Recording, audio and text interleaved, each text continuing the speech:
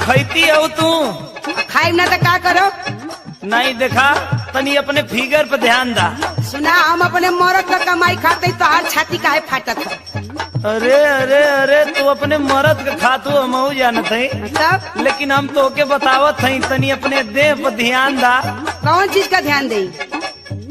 आया है पातर तिरिया हो, आया है पातर तिरिया होली मजेदार, उनका में बड़ा रोस मिलेला।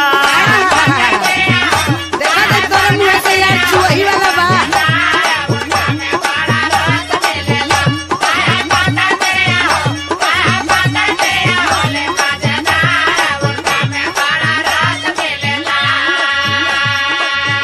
अच्छा तो हम तो अपने मरद का कमाई खाए के मोटा थे, आ तू काहे इतना चकरा हुआ?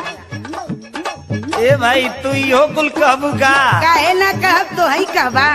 सुना, सुनावा तो। आय है पातर मर्दा हो, आय है पातर मर्दा होला मजेदार, उनका में बड़ा रस मिलेला।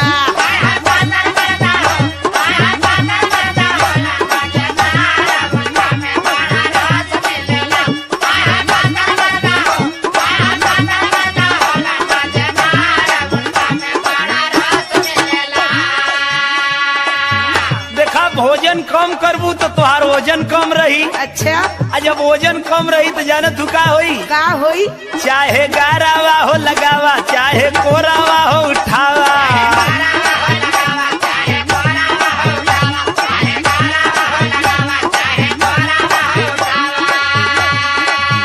चाहे गारावा हो लगावा, चाहे कोरावा हो उठावा। आया है तनिको नहीं हो, आया है तनिको नहीं लागे वजनदार, उनका में बड़ा रोस मिलेला।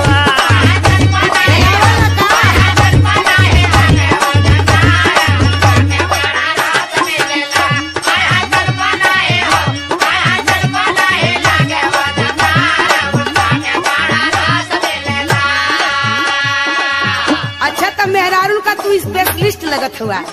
नहीं, तो के बतावत है। तू अपने बारे में सोचा। सुना, का पातर मरद का कौन कौन काम बा? चाहे घर हो या सिवान, उनके लागे ना थकान। अच्छा, बड़ा जानकार बड़ी हो। काहे ना जानो, ये का नौकरिया करी लगिया। चाहे घर हो या सिवान, उनके लागे ना थकान। आय हाय जब बे कहा हो, आय हाय जब बे कहा हो, जाले तैयार, उनका में बड़ा रस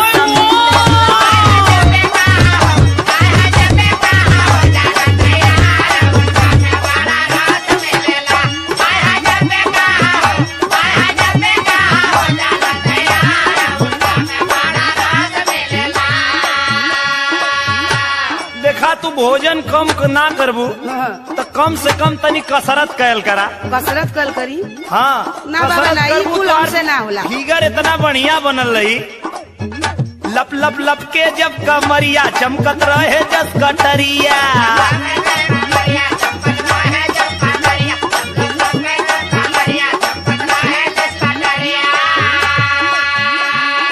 चप लप लप के जब कमरिया चमकत रहे जस कटरिया। आय हाय करली न हो, आय हाय करली